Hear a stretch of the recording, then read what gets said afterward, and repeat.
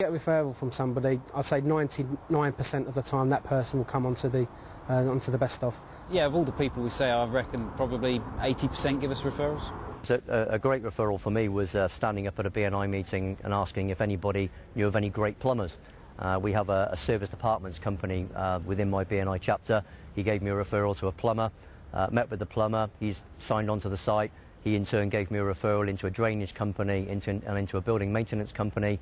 The appointments are both in the diary for next week, but whilst I'm having the conversation on the phone with the building maintenance company, he said, I like what you're doing so much, I'd like to give you a referral into my wife's company. That's an executive recruitment agency. So 5 referrals, the result of asking for a plumber. And he fixed your boiler as well? And he fixed my boiler as well, indeed he did. You can sit at home or in your office and you can plan what you're going to do, or you can just get out and do it. This product's that good. You don't need a salesperson. A positive attitude is really, really important, and again, some people have that naturally, but you really convince yourself. If you're talking to someone and you really truly believe that they should have a webvert and they will have a webvert, then they will. If you think that they won't, guess what? They won't. It does take effort, and it does take getting up out of bed in the morning, putting your smiley face on, doing what you have to do, and kind of saying, right, today's the day, I'm going to make some things happen. And that's like any job you do, in fairness. If you haven't got that mindset, it's going to be a struggle. We're really getting to grips now with what works best for us, and once we get the mindset right into going out and getting the business, then we're finding that it actually picks up and it starts to snowball. It's all about focus. It's pointless sort of getting up and thinking, oh, I can't be bothered to make my phone calls, or oh, I can't make that appointment today. It's you do it. There's no choice. If you want to earn the money that Nigel and the best of have actually given us, then you've got to get off your backside and actually do the work. Doing it part-time, 2 days a week. They're currently up to 160 advertisers and over the moon with it. The simple thing is, I think, with this business, once you've got a franchise, there's no substitute for hard work. You have to get out there and you have to perform. It's your business, and your business won't grow by itself. I mean, our background is sales and marketing. That's our core skill. Yeah, so we try to make sure that we spend as much of our time as possible on those activities. Delegate as much as you can. It's not being lazy, just delegate it if you can get somebody else to do it quicker and better than yourself.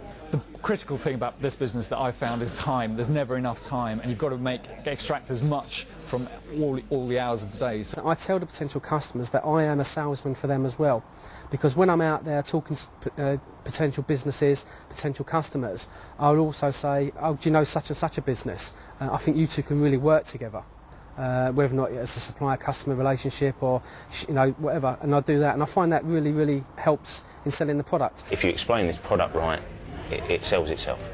I mean, I must admit I've changed how I do my selling since I did your fantastic course. You know, it really did change how I did the presentation. I'd always mention the benefits, but by God, I really bang the benefits now. And I think the benefits has helped me to sell more top spots, and certainly to sell with a £99 setup fee. I don't want to waste my time, and I certainly don't want to waste their time. So my opening gambit and my opening statement is, this is only going to take 20 minutes, because either you're going to understand this and it's going to really work for your business and generate you more business, or it's not for you and you're not going to get it and you're not going to understand how it can help your business, and therefore after 20 minutes you'll either say to me, yes Karen, I want to take part, or no, let's call it a day now. I have tended in the past to try and tell them more about the benefits of the best of, and I think the biggest lesson I have learned is to say, once they say, you've sold it to me, I'm going to buy it, is stop and do the paperwork and get out of there. The way I close most sales, basically just by saying, so do you want to go ahead or not? Shall I fill in the paperwork or what?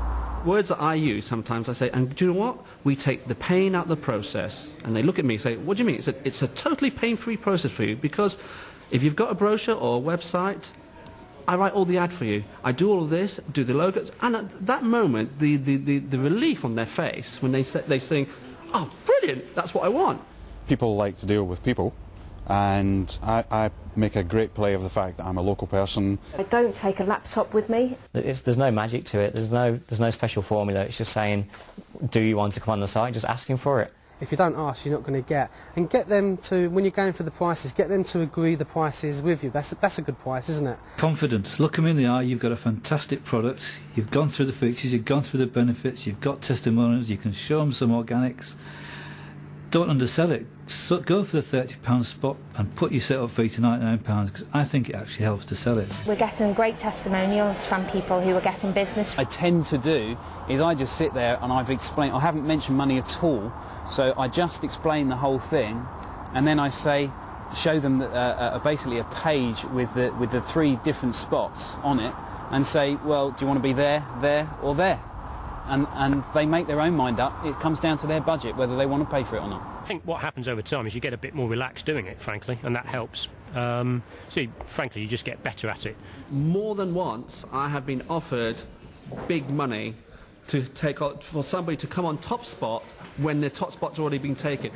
Me having someone to do the webverts for me and do all the admin and all the background work means that I can focus on the one thing that I'm the best at, and that is selling. Get it outsourced. If you're not doing it today, do it tomorrow morning when you get home. Find somebody locally who will write your advert, pay them from the setup fee. You're not losing any money because you're obviously making a profit on your setup fee, and that should be used to do the things that you aren't good at. Gone are the days, thankfully, of facing the weekend with 40-50 webverts to write, because that's just impossible. Well, we have been there. But we've been there on many occasions. What we do now is we've got 4 people. We try and share the work out. We get them all on exactly the same footing, same price, same standards. Early on to basically recognise where our value-added time was. Value-added time for us is spending time with the client. So we put very early on into place copywriters.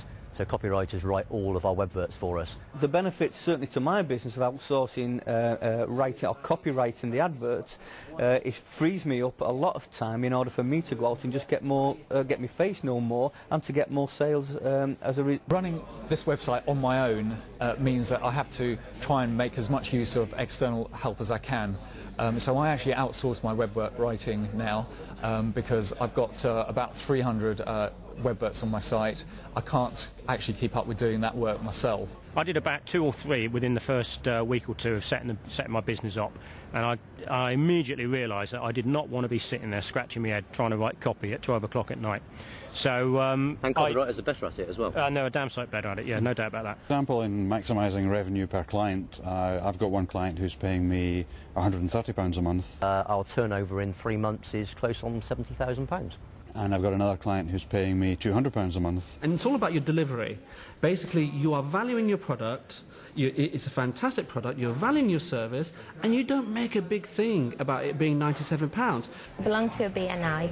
I also belong to a lot of the women in business networking groups, which have been quite good for us. When we were launching Bromley, we were completely new to the area, we didn't know anybody there, so networking was absolutely critical to us. A lot of my appointments at the moment would be generated via networking. I'm a little bit of a networking whore around Preston.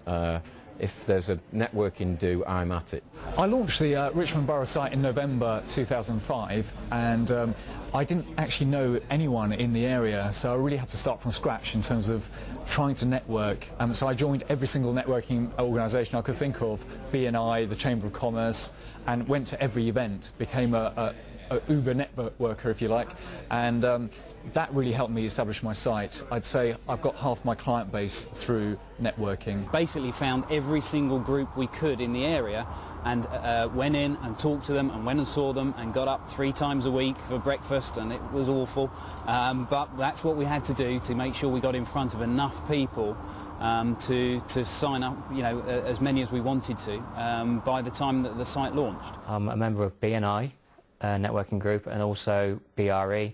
There's a couple of local monthly groups as well that I go to, and I focus very heavily on my networking. Networking is essential, and we are getting more and more involved in all the opportunities that are available in the borough. Early days I joined a networking group. I actually joined BNI. There are plenty of networking groups around. That one was the right one for me. That was great. I could present the best of to BNI members every week and show them what I was looking for, and it was a very good source of leads for me. Ask them what you can do for them. Get them warm to you, and bounce a few referrals to them even if you haven't yet had one from them. BNI and other networking gets me about 25% of my business, and that's been fairly consistent all the way through.